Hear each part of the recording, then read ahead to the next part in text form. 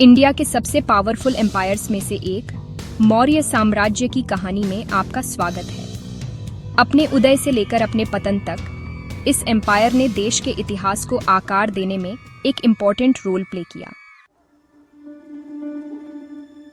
Maurya empire की स्थापना चंद्रगुप्त मौर्य ने की थी, जो एक बहादुर और एम्बिशियस किंग थे, जिन्होंने 322 ईसा पूर्व में नंदा डायनेस्टी को उखाड़ फेंका था।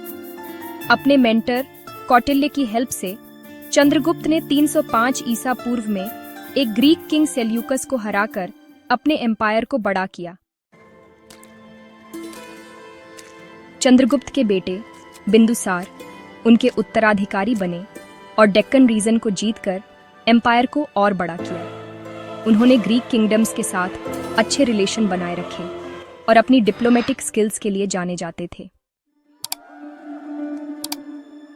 अशोक, जो सबसे फेमस मौर्य एम्परर्स में से एक थे, उन्होंने एक अलग अप्रोच के साथ शासन किया। कलिंग के ब्लडी वॉर के बाद उन्होंने बुद्ध धर्म अपना लिया और पूरे एम्पायर में बुद्ध की टीचिंग्स को फैलाया। उन्होंने हॉस्पिटल्स, स्कूल्स और रोड्स बनवाए और उनके शासनकाल को इंडियन हिस्ट्री में एक गोल्डन एज माना जाता है। तो मौर्य एम्पायर में एक वेल ऑर्गेनाइज्ड एडमिनिस्ट्रेटिव सिस्टम था, जिसमें एक स्ट्रॉन्ग ब्यूरोक्रेसी और ऑफिशियल्स का एक नेटवर्क था।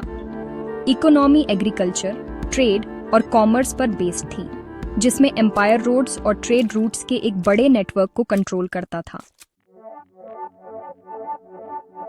अशोक की डेथ के बाद मौर्य एम्पायर डिक्लाइन हो गया और लास्ट एम्परर बृहद्रथ को उनके जनरल पुष्यमित्र शुंग ने उखाड़ फेंका।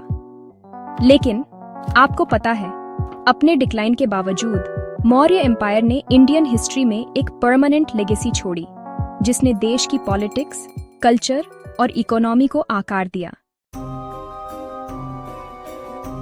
मौर्य एम्पायर की कहानी ईमानदारी से एम्बिशन, लीडरशिप और विजन की पावर का एक टेस्टामेंट है। ये इंडिया के रिच हिस्ट्री और दुनिया में इसके कंट्रीब्यूशंस की एक रिमाइंडर है। देखने के लिए थैंक्स।